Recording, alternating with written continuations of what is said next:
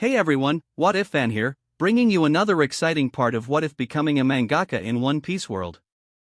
You can find the fanfic title and the original author's name on my Patreon page. Make sure to check it out and show them some love. If you enjoy the video, don't forget to like, subscribe, and ring that notification bell so you never miss an upload. Also check out my Patreon channel for early releases of all the series, where you can find all the series released one day ahead of YouTube. Alright, let's jump into it. Chapter 321, Sogeking and Zoro vs Jabra and Kaku.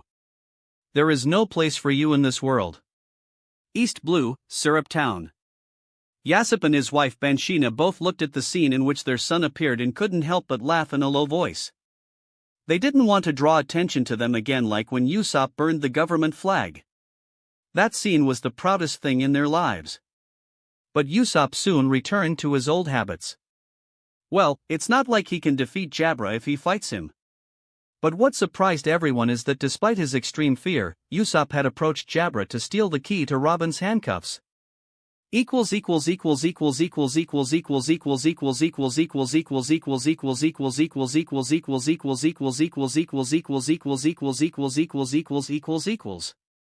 Manga events. Since the mask was covering his face, the readers couldn't see the expression of fear on his face, but who could not know Usopp's real expression in such cases? This room. Far too much gardening. It's almost being outside here. No. This isn't the time. Concentrate on the key to Robin's handcuffs for now.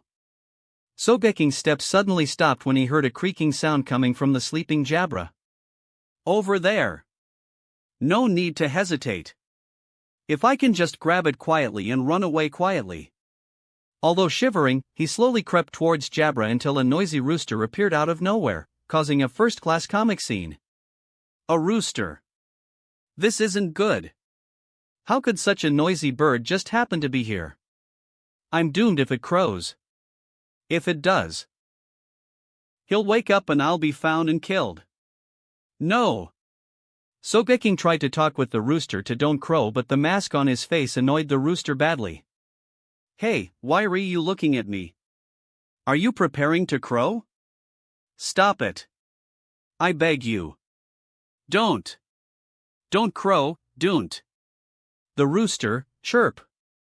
In the end, it was Usopp who screamed and stupidly revealed himself in a very funny scene. Roosters don't crow like that. Jabra wakes up due to Usopp screaming near him. Oh. You've come, pirate. Despite his great fear, Usopp did not forget to curse the rooster in his heart. Che. That bastard rooster. In the next second, he was punched up in the face and was sent flying. When Jabra turned into a wolf and was ready to crush Usopp, the roof collapsed above them. Then Zoro and Kaku in giraffe form fell on them. Usopp's eyeballs nearly fell out of their sockets in shock. A talking giraffe is falling. But Jabra in the wolf form laughed hard at Kaku's form. Jaya ha ha ha ha. Kaku. I love your ability. But Zoro had another, more accurate opinion of describing this situation when he saw Jabra's wolf form. A wolf. What is this, a freaking zoo?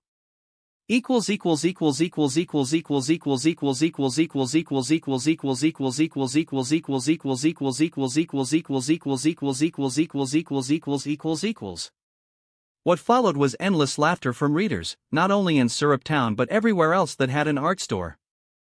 Wahahaha. PFT. Ha ha ha ha ha. Is that even a rooster crowing? Ha ha ha ha. Usopp is an idiot as usual. Ha ha ha ha. He revealed himself. I can't get enough of this. This is so funny. Oh my gosh. Even when he was beaten to the point of bleeding, I still couldn't stop laughing. Ha ha ha ha. BFT. Zoro slaps faces and doesn't care. This place is really a freaking zoo. Sigh, it's great that Zoro showed up at the right time, or our son would have suffered. Banshina wiped a tear because of her previous laughter but quickly laughed again when her goofy son accidentally handcuffed Zoro with Kairoseki handcuffs. Not only that but also he provoked Kaku, who was so angry that he go crazy. Then, as a result, Usopp was also tied up with Zoro and they hung together in a scene that caused many readers to cough up with intense laughter. Far away, on an uninhabited island near the Sabaody archipelago. Oh Yaji. Why did the Gorosei dismiss us from the service even though we didn't do anything wrong? Shut up. I'm reading manga right now. Don't bother me. Spandine looked at his son angrily. As if he had time now to discuss why his idiot son had been kicked out of the government. The most important thing now is to read the manga and see if he finds something that can also save his ass from getting kicked out. Chief. There is a dark thunderstorm coming toward us. Should we hide? Flint, do you want to die? How many times have I told you not to disturb my time when I'm reading manga? What the hell would a thunderstorm do for us? Spandine responded angrily once more. Since he's come down from Maragoa to this place, he hasn't rested even a bit. Previously, he was nervous because of the upcoming war, but for some inexplicable reason his anxiety disappeared and he regained his confidence in the government and he went back to reading manga happily. But, Chief, this thunderstorm looks so frightening.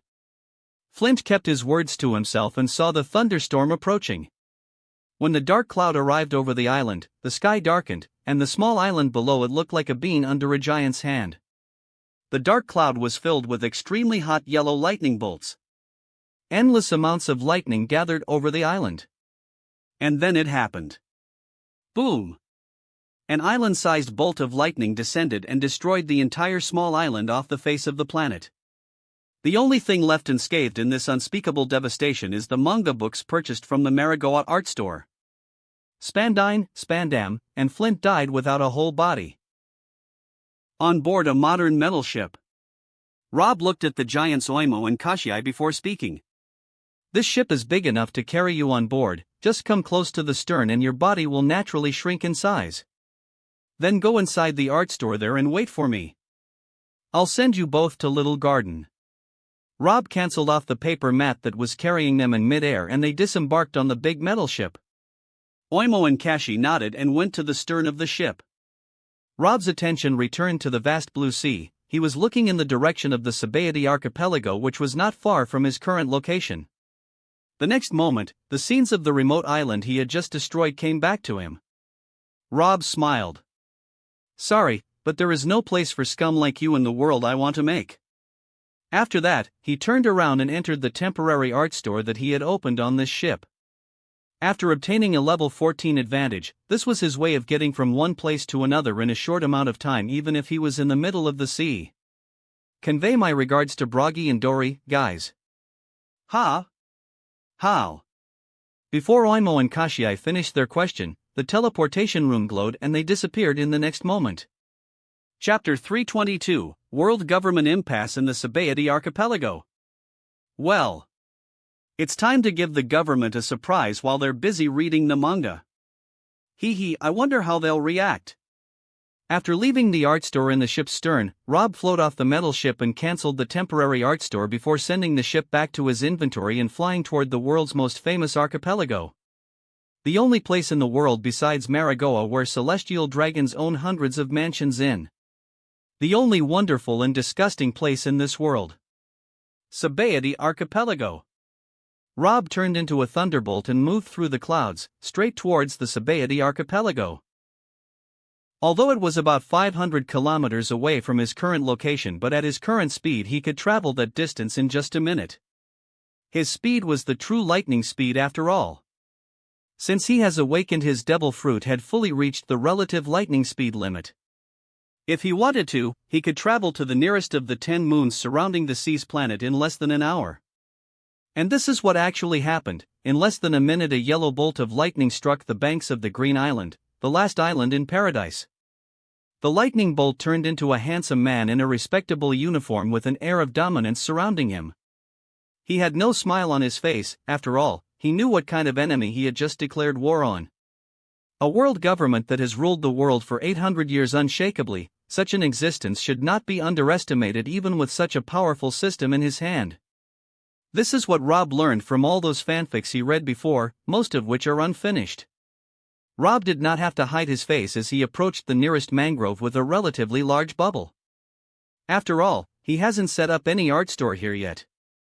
Along the way, Rob saw a lot of manga posters asking him to open up an art store here, but most of them were destroyed by the Marines and the government men. The only thing the government didn't want to see was an art store opening here. That's why they put a lot of government troops and Marines here over the years. But in the last year, the world government seemed to lower its guard when they thought Rob wouldn't dare open up an art store here. They even opened a lot of government shops selling leaked versions of manga and anime just to please the celestial dragons that reside here and also the high-ranking civilians and nobles. After all, many nobles, businessmen, and pioneers of the underworld live here or come here from all around the world, and the largest auction in the world is located here, which generates huge sums of money for the government.